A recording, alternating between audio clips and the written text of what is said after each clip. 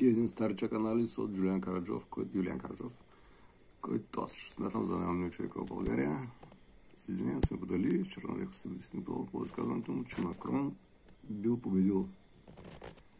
Случайно изненадващо и трябваше да извикам се за факта, но това не променя факта, че често всички сме подали пришествието, извинявам се. Макрон за мен бе предсказано 2 години по-рано в блога на Олег Насобен, бивш руски шпионин, по-настоящен френски бизнесмен, малко окултист и вероятно мошенник.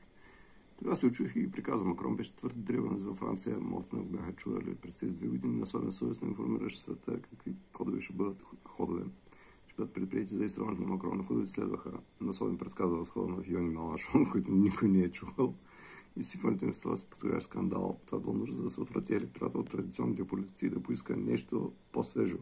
Насобен не сбърка нито веднъж. През 1988 година беше много отдавна. Семейството Тръмп е почеква в Словакия, родителите на Ивана.